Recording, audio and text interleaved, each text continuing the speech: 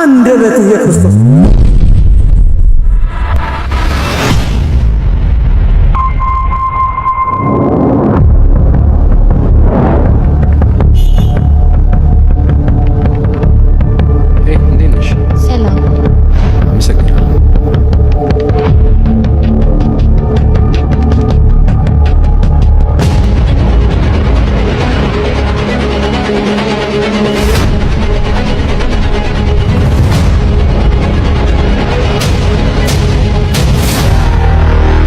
ክርስቲያን ከሆን የፈለከው ልታደርግ የተፈቀደልህ አይደለም።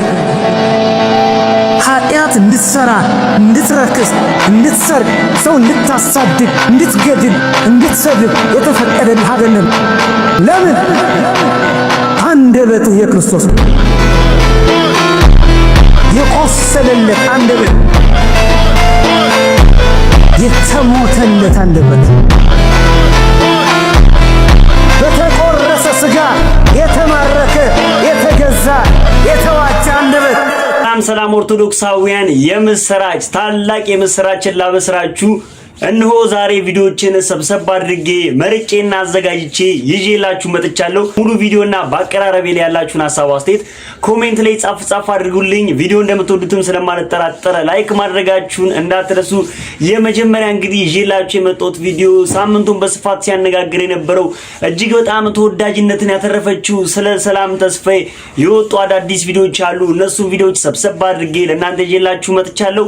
የዛሬ 3 ወርና 4 ወር በፊት ሰላም ተስፋዬ በትዊተር ገጿ ላይ ስለ ስውሯ ማርያም የተናገረችውን ንግግር አቅርቤላችሁ ሰላም ተስፋዬ ወደ ኦርቶዶክስ ልትመጣ ይመስላል እያላችሁ እናንተም የራሳችሁን የግል ሐሳብ አስተያየታችሁን ኮሜንት ላይ ያስቀምጣችሁልኝ ነበረ።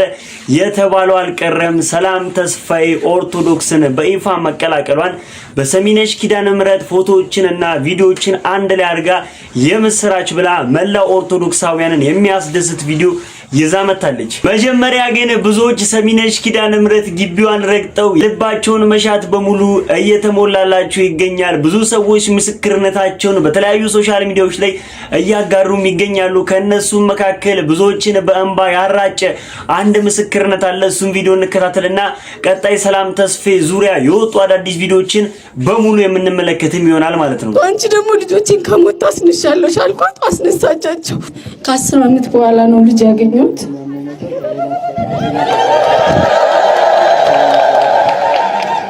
ስመጣ በጣም አዝኜ ነበር የመጣሁት። ከሆስፒታል ስመጣ ምርመራዎች አድርጌ ነበርና በቃ ሐኪሞቹ ከአቅማቸው በላይ ስለሆነ የዘር ምርመራ ማድረግ አለብሽ እንደ ሀገር ሄደሽ ነው የተባልኩት። እነዛ ስባል ቀጥታ እዚህ ነው የመጣሁት። መጥቼ እዚህ ጋር ስዕል አድኖ አለና ተንበርክኬ ለረጅም ሰዓት እኔ ስለምን ዘረመል ነው የሚያወሩት? የኔ ዘር አንቺ ነሽ፣ እኔ ካንቺ ውጪ ዘር አላውቅም፣ ዘር አንቺ ነሽ ስጪኝ በቃ ብያት አልቅሼ ወጣሁ። ከዛ በሚቀጥለው ጊዜ ንግስ ነበርና መጥቼ እዛ ጋር ዛፍ አለችና ዛፏ ጋር ሆኜ ሰዎች ምስክርነት ሲሰጡ እኔ በስልኬ ምስክርነት እየሰጠው ነበር። የዛሬ ዓመት ልጅ ትሰጪኛለሽ፣ መጥቼ ደግሞ ምስክርነት ሰጥሻለሁ ብያት ማለት ነውና ለሁላችሁ ምላችሁ እመኑ፣ ያመናችሁትን ነገር ሁሉ ታረግላችኋለች። ለኔ ከባዱን ነገር ነው ያረጋችልኝና በአመቱ ልጅ እንዳረገዝኩኝ ተነገረኝ ሆስፒታል ሄጄ።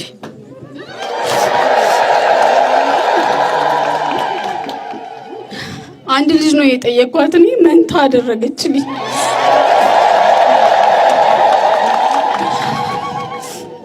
እዚህ ጋር ያበቃም የኔ ነገር። በጣም ከባድ ጊዜ ነበር ያሳለፍኩት በእርግዝናዬ።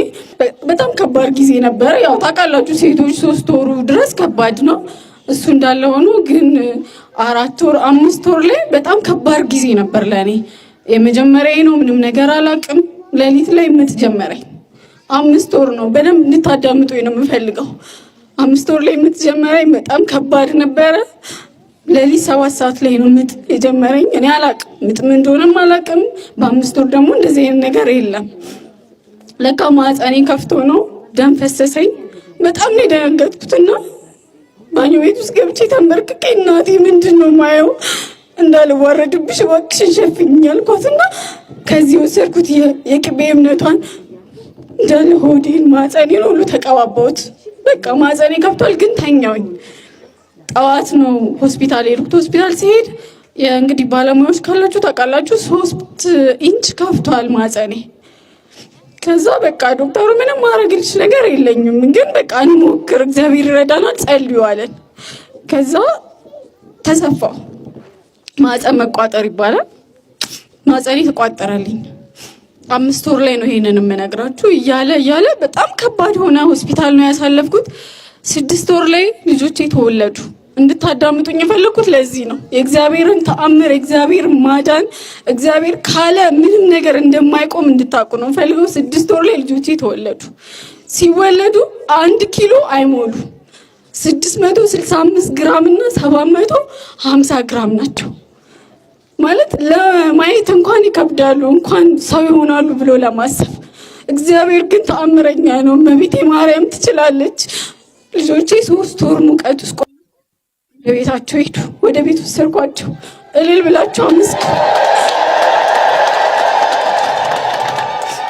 ይህንን ነገር ስነግራችሁ 3 ወሩ ቀላል አይደለም። በጣም ከባድ ጊዜ ነው። የእመቤቴ ምስል አጠገባቸው አድርጌ የአቡነ እጨጌ ዮሐንስን ምስል አጠገባቸው አድርጌ በየቀኑ በጣም ከባድ ነው። በመሀል መተንፈስ ይረሳሉ፣ በመሀል ይሞታሉ። በቃ እግዚአብሔር ይረዳኝና ድጋሚ ይነሳሉ። ብዙ መከራ አሳልፌያለሁ፣ ግን እመቤቴ ከኔ ጋር ነበረች እና ተስፋ እንዳትቆርጡ። ምንም አይነት ነገር ውስጥ ብትኖሩ እግዚአብሔር ይችላል። ይሄ እንድታውቁ ነው። እዛ ጋር አሁን አስፈቅጃችሁ የመጣችሁት ሁሉ አመሰግናችኋለሁ። ብዙ መከራ አሳልፌያለሁ። ዛሬ ግን እግዚአብሔር ይመስገን ልጆቼ 4 ኪሎ ከምናምን ሆነውልኛል። በዛ በጭንቅ ሰዓቴ በቃ ልጆቼ እንደሚሞቱ ሰው ተስፋ ሲያደርግ፣ እኔ ግን እመቤቴን አምናት ነበር። እግዚአብሔር ትችላለህ እለው ነበርና ለእመቤቴ ቃል ገባሁላት። ቃል ለሰማይ ለምድር ልጆቼን አንቺ ጋር አምጥቼ ነው ክርስትና ማስነሱ። አንቺ ደግሞ ልጆቼን ከሞት ታስነሻለሽ አልኳት። አስነሳቻቸው እና እግዚአብሔር አምላክ ሁሉን ነገር አድርጎልኝ እመቤቴ ማርያም ደግሞ አሟልታልኝ ነገ ክርስትና ላስነሳ ሁለቱንም ልጆቼን ይዤ መጥቻለሁ። እኔን የሰማች የጭንቅ አማላጇ ለሁላችሁም ትድረስላችሁ። እኔ ኃጢአተኛ ነኝ። ተስፋ እንዳትቆርጡ፣ ልባችሁን አጽኑ፣ ጸሎት አድርጉ፣ በርቱ። እመቤቴ ትችላለች፣ በጣም ትችላለች። እልል ብላችሁ አመስግኑ። ሚነሽ ኪዳነ ምህረት ለደጅሽ አብቃኝ እያላችሁ ኮሜንት ላይ ሁላችሁም እንድትጽፉልኝ እፈልጋለሁ። አሁን ደግሞ ሳምንቱን በስፋት ሲያነጋግሩ የነበሩት ብዙ ሰላም ተስፋዬ ሲባሉ የነበሩ የተለያዩ ቪዲዮዎችና ፎቶዎችን ተመልክታችኋል ብዬ አስባለሁ። እሱን ያጠራል ብዬ አሰብኳቸውን ቪዲዮዎች ሰብሰብ አድርጌ ይዤላችሁ መጥቻለሁ። ከዛ በፊት ግን ከዛሬ 3 ወር በፊት ሰላም ተስፋዬ በትዊተር ገጿ ላይ ለቀው የነበረውን አንድ ጽሑፍ ላንብብላችሁና አሁን ደግሞ እየተባሉ የሚገኙት የምስራቹን አቀርበላችኋለሁ። እኔ ጴንጤ ነኝ። ኢየሱስ ክርስቶስን የግል አዳኝ አድርጌ መቀበሌ በጣም የሚያኮራኝ በጣም የሚያስደስተኝ ሰው ነኝ። መቼም ስለመቀየር አላስብም። በጣም ደስተኛ ነኝ። ደስተኛ እንደሆንኩ መቀጠላለሁ። ከዚህም በኋላ እንደዚህ ነው የሚቀጥለው። ሆኖም ግን ስለ ማርያም የማላውቅ ሰው አይደለሁም። ታመሜ ሆስፒታል በነበርኩበት ጊዜ ከባድ ጊዜን እያሳለፍኩ ነበረ። በህልሜም ስውሯ ማርያም ቤተክርስቲያንን አየሁ። ኮማ ስነቃም ሁሉም በደስታም ባያለቀሱ እያዩኝ ነበረ። ይህን መናገር አለብኝ ብዬ ስላሰብኩኝ ነው ስትል ሰላም ተስፋዬ ከ3 ወር በፊት ትዊተር ገጿ ላይ ይህንን ጽሑፍ ከጻፈች በኋላ ብዙ ኦርቶዶክሶችም ሰላም ተስፋዬ ወደ ኦርቶዶክስ ወደ ቀድሞ ቤቷ ልትመለስ ነው እያሉ የተለያዩ ቪዲዮችን በተለያዩ ሶሻል ሚዲያዎች ላይ ሲለቁ ነበረ። እናንተም ተመልክታችሁታል ብዬ አስባለሁ። አሁን ደግሞ ለኦርቶዶክሳውያን ያስደሰተ አንድ ቪዲዮ ሰላም በራሷ ሶሻል ሚዲያ ፔጅ ላይ አጋርታ ብዙ ኦርቶዶክሳውያን ተደስቷል። በነገራችን ላይ ሰላም ተስፋዬ ወደ ኦርቶዶክስ በመምጣቷም በመሄዷም ኦርቶዶክስ ላይ የሚጎልም የሚጨምርም ነገር የለም። ሆኖም ግን የጠፉት በጎች ሲመለሱ እጅግ በጣም ደስ ይላልና እኔ እጅግ በጣም ደስተኛ ሆኜ ነው ይሄንን ቪዲዮ እየሰራሁ የምገኘው። ይሄንን ቪዲዮ ተከታትለን እንመለስ። I wish you the best for the rest of your life. Feel sorry for you when I looked in your eyes. በመጨረሻም ተወዳጁ አርቲስት ሰላም ተስፋዬ በመናፍቃን ቸርች ውስጥ ከደረሰባት ሸዋሸዋ በኋላ ወደ ሰሚነሽ ፊቷን አዙራለች። እንደሚታወቀው ሰላም ቀድማ ከነበረችበት ቤተ እምነት በቀድሞ ባለቤቷ አማካኝነት ምንፍቅናን ብትቀበልም ይህንን ውሳኔ የወሰነችበትን ቀን በመራገም ላይ ትገኛለች። ለመሆኑ ሰላም ምንድነው የገጠማት? መረጃዎችን ሰጣችኋለሁ። ተወዳጁ አርቲስት ሰላም ተስፋዬ አገር ሰላም ብላ ባቀናችበት አንድ ቸርች ውስጥ የገጠማት ነገር አይኗን አሳብጦ ወደ ኳስነት ሊቀይረው ችሏል። ነገሩ ምንድን ነው? እንደሚታወቀው ሰላም በቀድሞ ባለቤቷ አማን አማካኝነት ምንፍቅናን ተቀብላ ለተወሰኑ ጊዜያቶች በዚያም ቆይታለች። ታዲያ ያለፈው ሳምንት እሁድ በአንድ ኢንተርናሽናል ቸርች ገብታ ጸሎት ከተደረገ በኋላ አይን የማጥራትና የወደፊቱንም የማየት ፕሮግራም ተዘጋጅቶ ሁሉም ወደፊት ያቀናል። እኔም ተነስቼ ሄድኩኝ። አይኔ ላይ ስፕሬይ በሚመስል ነገር ውሃ መሳይ ነገር ረጨብኝ። ከዚያ በኋላ የተፈጠረውን ነገር መናገር አልችልም። በሰዓቱ ምንም አልመሰለኝም ነበር። በኋላም ቤት ስገባ ግን አይኔን በጣም አሳከከኝ። ስነካካውም በእጅጉ አበጠ። የምገባበትም ጠፋኝ። ሐኪም ቤት ሄድኩ። ጠብታ ማዘሉኝ፣ ግን ሊሻለኝ አልቻለም። በኋላም ወደ ሰሚነሽ በማቅናት ከመሜ ለመፈወስ ችያለሁ። ወላዲት ቃል ትመስገኝልኝ። ምንፍቅና ትውልድ ገዳይ ነውና ተጠንቀቁ ስትልም ማስተማርን ጀምራለች። እናንተስ እንግዲህ ሰላም ተስፋዬን ድርጊት እንዴት አያችሁት? የተሰማችሁን ሐሳብ አስተያየት ኮሜንት ላይ እንድታስቀምጡልኝ እፈልጋለሁ። ሌላው ደግሞ የሶሻል ሚዲያው ህግ አስከባሪ ሆኖ ሰመረ ባሪያው ለአንድ ህፃን ፓስተር የሰጠው መልስ አለ። ቪዲዮን ተከታተሉትና የእናንተን ሐሳብ አስተያየት እፈልጋለሁ። ሰመረ ባሪያውም ደግሞ በራሱ የሰጠው ሐሳብ አስተያየት አለ። ሁለቱን ቪዲዮዎች እንመለከታለን። በመጀመሪያ ግን ህፃኑ ልጅ የሚናገረው ነገር በደንብ እንስማና ሰመረ ባሪያው ደግሞ እያንዳንዱ ለተናገረው ነገር መልስ ሰጥቶታል። እሱንም ቪዲዮ እንከታተላለን። ነብይ ነው። አው በጣም ያያል። ጄፒኤስ ቲቪ ታለ መልእክት አለ ለህዝቡ ያዘው። ሃሌሉያ ወይ ሪባባ ሱላባሽ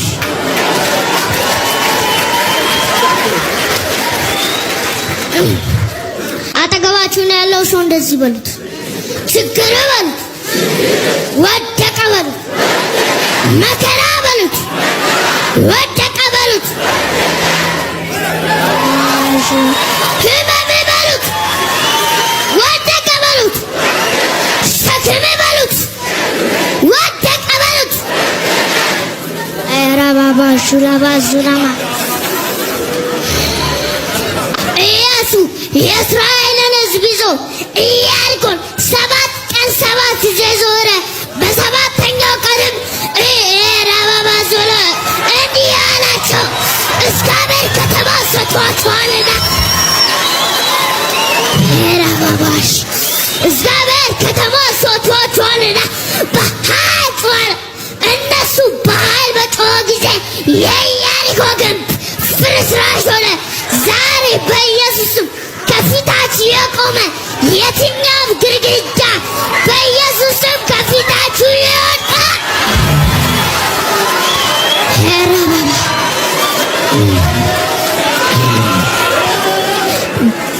ዳጎን ራባቦስ ፍልስጤማውያን የእግዚአብሔርን ታቦት ይዘው በዳጎን ቤት አስቀመጡት። ዳጎንም እግዚአብሔር ታቦት ፊት ወደቀ።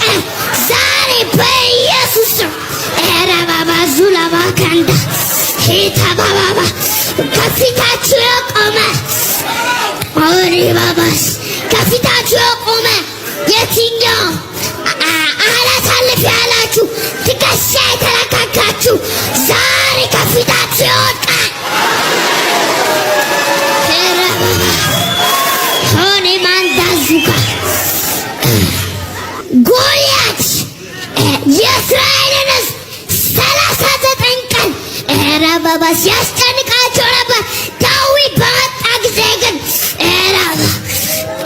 በአንዲት ጠጠር እንደወደቀ ዛሬ በኢየሱስ ስም እናገራለሁ። በኢየሱስ ስም ራባባ ጁላባ ዛሬ እናገራለሁ። ጎልያድ የሆነባችሁ ነገር ዛሬ በኢየሱስ ስም ከፊታችሁ ይወድቃል። ኢትዮጵያ ውስጥ ነቢያትን አጠፋለሁ ስትል ጭራሽ ህፃናትን ጠቢባን ያደርጋል። ፕሮቴክሽን ዘመኑን የሚጠብቀው ዘይት አፈስበታለሁ። ይህን ዘይት በኢየሱስ ክርስቶስ ስም አፈስበታል። አሜን። ቀባውት በጌታ በኢየሱስ የተጠበቀ ይሁን ይሁን አለ። ይኸውልህ እንግዲህ ዛሬ የኔን ማይክ ይዞ ነው ያገለገለው አይደል? ይሄ ራሱ ፕሮፌቲክ ነው። ስለ ልጁ በጣም አዘንኩ። በነገራችን ላይ በእናትየው ጭካኔ ተገረምኩኝ። በነገራችን ላይ ሙሉ ልጅነቱን የቀማሹ ልጁ ትምህርት ቤቱን፣ የልጆች ጓደኞቹን፣ አብሮ አደጎቹን ከዚህ በኋላ የሚኖረውን የልጅነት ህይወቱን በሙሉ ከእጁ ላይ ነው የቀማሹ። ገና ለገና አንቺ እዚህ ቸርች ውስጥ መመስገን ስለፈለግሽ ገና ለገና አንቺ በእግዚአብሔር ፊት አልለውም መቼም በአንቺ ቤት ነው እንግዲህ በእግዚአብሔር ፊት የሆነ ትልቅ ነገር ያበረከትሽ ስለመሰለሽ ልጁን ሰዋሹ በዩ ልጁን በነገራችን ልጅነት እንዳይኖረው መደበኛ ልጅነት እንዳይኖረው ከጓደኞቹ ጋር ተጫውቶ እንዳያድግ ቡሊ እንዲደረግ አሁን ትምህርት ቤት ውስጥ በአት ነገሩን ያበላሽው። ይሄ የልጆች ፓስተር ቻይልድ ፓስተርስ የሚባሉ ጎግል ልታረጉት ትችላላችሁ። ብዙዎቻችሁ ኦፕራ ዊንፍሪ አንድ ሾው ሰርታበታለች። ብዙዎቹ ኢንዳፕ ያረጉት በጣም በመጥፎ ሁኔታ ነው። ልጅን የማይወድ ሰው የለም። በልጅነታቸው ዊ ተብለው ነበር። ሲያድጉ ግን ኖት ሶ ማች እና እያደጉ ሲመጡ ያን ሪያሊቲ መጋፈጥ ስለማይችሉ ብዙዎቹ ከፍተኛ ጭንቀት ውስጥ ይገባሉ። ሌላ ነገር ውስጥ ይገባሉ። ግዴ ለምሱ ሁላችሁ የምታዩት ነገር ስለሆነ እዚህ ውስጥ አልገባም። በዚህ ጉዳይ አንዳንድ የመጽሐፍ ቅዱስ ቨርስ ልጠቅሱልኝ የምትችሉ ሰዎች ኮሜንት ላይ እጠብቃለሁኝ። ግን ጠቅሷቸውን ቨርሶች በሙሉ ስለማውቃቸው ሴቭ አድርጓቸው ለእናንተ የምጠቅሷቸው ቨርሶች በሙሉ ልጆችን በእንደዚህ መልኩ ከመበዝበዝ ጋር አይገናኝም። ይሄ ልጅ ሲወለድ ጀምሮ ነው ከሰማይ የወረደ ልጅ እንዳልሆነ አንቺም ታውቂዋለሽ፣ እናትየውም ሁላችንም እናውቀዋለን። መጀመሪያ ደረጃ ፓስተር ተብዮ ሰው የራሱ ልጁን ማይኩን ስትሰጠው ምንድነው ያልከው? ከሌ ቴሌቪዥን ታያለ? አዎ ያለውኝ ምናምን እንደዚህ ነብይ ነው ወይ ተብሎ እናትየው አፕሩቭ አድርጋ አዎ ነብይ ነው ብላ ነው እንዴ ልጅ የሚቀርበው? ነቢያት እንደዚህ ነው የሚነሱት ይላል መጽሐፍ ቅዱስ። ነቢያትን አፖይንት የሚያደርገው ማን ነው እንዴ በእንደዚህ እድሜ? አሁን ይሄ በጣም ኢሞራል ከሞራል ደረጃ ጋር በጣም ተቃራኒ ነው። ኢሞራል ናይጄሪያ በጣም ፖፑላር ነበር ይሄ ነገር። ዩጋንዳ በጣም ፖፑላር ነበር ይሄ ነገር። የሆነ አመት ላይ ደግሞ በሌሎች የዌስት አፍሪካ ሀገሮች በጣም ፖፑላር ነበር። ናይጄሪያን ተከትለው ህፃናትን ለእንደዚህ አይነት ነገር የመጠቀም መጨረሻው አላማረም። በነገራችን ላይ ማህበረሰብን ገደል የከተተው መጨረሻ ላይ ልጆች እንደ ልጅ ሆኖ ማደግ አለባቸው። አንተ ማይክ ሰተህ ልጅ ተናገር ስትለው የተናገረው ነገር በሙሉ ልጁ እኔ ውርር ነው ያደረገኝ ሰውነት። በነገራችን ላይ በጣም ነው የዘገነነኝ። የተናገረው ነገር በሙሉ ቴሌቪዥን ላይ ያየውን ነገር ኢሚቴት እያደረገ ነው። ጉሮሮ እንደዚህ እስከሚጨነቅ ድረስ ምን አይነት እናት ነሽ? እንዳው በፈጣሪ ጉሮሮ አሜንት ያለሽ ቆመሽ ምን እያረግሽ ነው? ልጅ እያበረከትሽ ነው ለእግዚአብሔር? ጽድቅ ፈልገሽ ነው? እግዚአብሔር በመዋጮ አያጸድቅም እኮ በሰራሽው ስራ ነው የሚያጸድቀው። ልጁ በኖረው ህይወት በሚኖረው እድሜ ከዚህ በኋላ እግዚአብሔር በሰጠው እድሜ ያደረገው ነገር ነው በእግዚአብሔር ፊት ዋጋ የሚያሰጠው። አንቺ ልጅሽን ለቸርች አዋጣሽ ማለት ነው። መናገር መወሰን ለራሱ አንደበት እንትን ማድረግ የማይችል ልጅ አእምሮ አሰላስሎ ራይትና ሮንጉድ መወሰን የግሉን ውሳኔ ማድረግ የማይችልን ልጅ አንቺ መድረክ ላይ አወጣሽው። ማይክ አስይዘሽ ልጅነቱን ነጠቅሽው። መድረክ ላይ አወጣሽ። እንደ ልጅ እንዴት ነው የሚያድገው ልጅ? ምን ከዚህ በኋላ ቀሪ ዘመኑን እዚሁ ነው የሚያገለግለው? ነብይ ናቸው፣ እዚሁ ነው የሚያገለግሉት። በቃ አለቀ። ዘመናቸው እዚሁ ተቀጨ። የትምህርት የማወቅ ትራቭል የማድረግ የኢኖቬሽን የምናምን የቅብር ጥሴ ነገራቸው ሙሉ ተቋረጠ። በቃ አለቀ። ለዚህ ፐርፐዝ ነው የተሰጡት። ኢሚቴት እያደረገ የሰው ንግግር እየተናገረ መሆኑን ታውቁታላችሁ። አዳራሽ ሙሉ ሰው የገዛ ልጆቻችሁን ትምህርት ቤት እየላካችሁ የሰው ልጅ እንደዚህ ሲሆን አሜን ትላላችሁ ቆማችሁ። እንደው አታፍሩ? ከምን ውስጥ ነው የመጣችሁት እናንተ? አሁን የምር እግዚአብሔር ፊት ችላችሁ የምትቆሙ ሰዎች ናችሁ እንዴ? ህፃናት እኮ ቸርች ውስጥም ሲቀመጡ ሁላችንም እናውቃለን። በፕሮቴስታንት ቸርችም በኦርቶዶክስ ቸርችም ሰንበት ትምህርት ቤት ለብቻው ነው። በፕሮቴስታንት ቸርች ሁሉም ሰው ያውቃል። ሙሉ ወንጌልን፣ መሰረተ ክርስቶስን፣ መካነ ኢየሱስን፣ እንዴ ህብረተ አምባን፣ በጣም መሰረተ ክርስቶስን ብዙ ሰው ያውቃል። ልጆች እሁድ ሰርቪስ አስተማሪ ያላቸው ለብቻቸው ነው የሚማሩት። ትልቅ ሰዎች የሚያመልኩበት ቦታ ሁሉ ልጆች ተቀላቅለው አይገቡም። መድረክ ላይ አቁመህ ልጅ እንደዚህ አይነት ነገር ውስጥ ካስገባ በኋላ ይሄ ልጅ አሁን በላያችሁ ላይ መከራ ስለ መከራ የሚያውቀው ልጅ አለ? በዚህ እድሜው በዚህ አእምሮ በዚህ ለጋ እድሜው ስለ ችግር፣ ስለ መከራ፣ ስለ ቸነፈር፣ ስለ መናድ፣ ስለ መነቀልና ስለ ምናምን ማለት በጣም ትንሽ ልጅ እኮ ነው። እንዴት አታፍሪም አንቺ? ወልደሽ ልጅሽን እንዴት እንደዚህ ታደርጊያለሽ? ጭራሽ እንደ ጻድቅ ሰው ደግሞ ቆመሽ ሁለት እጅሽን በአፍሽ ላይ አድርገሽ ነው ኦ ማይ እንትን ምናምን ቲያትር አትስሪ እንጂ እንዴ! እናት አይደለሽም እንዴ? አንተስ ትልቅ ሰው አይደለም? ልጅ የለህም? መድረክ ላይ ያለው ሰው አታፍርም? ልጅሽን ትምህርት ቤቱ ሰጂ፣ ይሄ ለሱ የሚሆነው ቦታ አይደለም አትሉም እንዴ? ከሰማይ እንዳልወረደ ሁለታችሁም ታውቁታላችሁ። ልጁን ቲቪ ያየ ልጅ ነው ቤት ኢሚቴት ሲያረጋየችው እሱ ቲቪ ላይ ያየውን ከዛ በኋላ መጣችና ቸርች አስቀመጠችው። ገንዘብ ከፈሉሽ ነው? ምንድነው ያርግ? ለምንድን ነው ልጁ እንደዚህ ያርግሽው?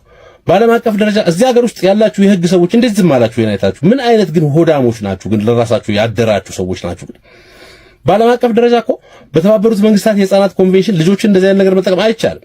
በነገራችን ላይ ልጅህን አንተ የምታምነውን እምነት ልታስተምረው ትችላለህ። ሰንበት ትምህርት ቤት ወስደህ ከልጆች እኩል በስርዓቱ በደንቡ በወጉ ሼፕ ልታደርገው ትችላለህ። ዲሲፕሊን ልታደርገው ትችላለህ። በእንደዚህ ሌቭል ኤክስፖዝ አድርገህ ሪስክ ውስጥ አትከተውም። ህፃናትን ሪስክ ውስጥ የሚከት ነገር በሙሉ የተከለከለ ነው በተለያዩ ህጎች ውስጥ። እዚህ ቪዲዮ ላይ ጠቅሼ አልጨርሰውም። ካስፈለገ ሙሉ ቪዲዮ ሰርች ያሳያችኋለሁ። እነዚህ የልጆች ፕሮቴክሽን what happened to child protection ማለት ምን ተፈጠረ? ይሄ ልጅ አይደለም እንዴ? አይመለከት የማህበረሰብ ልጅ አይደለም ይሄ ልጅ? ሶሻል ሚዲያ ላይ ትቀባበሉታላችሁ። እንደ እግዚአብሔር በህፃናት አፍ ዘንድ ይገለጻል አይልም። ሃይማኖቱን በደንብ የምታውቁ ከኔ በላይ የምታውቁ እኔ አላውቅም። እኔ ፕሪቸር አይደለሁም፣ ሰባኪ አይደለሁም። አማኝ ነኝ፣ አምናለሁ የማምንበት መንገድ። ሳማው ይሄን የምታውቁ ሰዎች ግን ልታግዙ ትችላላችሁ። ብዙ ትልቅ ክሬዲብል ሰዎች አላችሁ።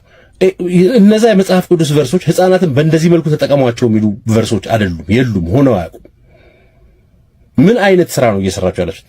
በዘመኑ የሚጠብቀው ፕሮቴክሽን ኦይል አፈስበታለሁ ብለህ ስፕሬይ ትነፋለህ ህፃን ልጅ ላይ።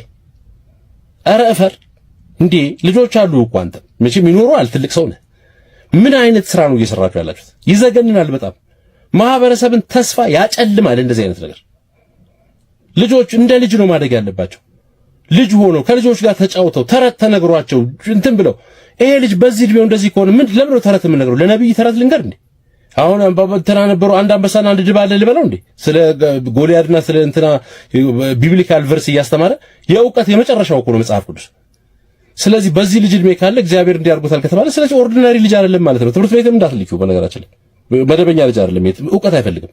እግዚአብሔር የመረጠው ነው ብያለሁ። ምን ይሰራል ታልኩት? ይሄ ነው ኮንክሉዥንሽ መጨረሻሽ። ምን አይነት እናት እንደሆንሽ ከራስሽ ጋር ተማከሪ። ውይ በጣም ለሚያሳዝን ቤተሰቦች ለዛሬ ይዤላችሁ የመጣሁት የተመረጡ ቪዲዮዎች እነዚህን ይመስሉ ነበረ።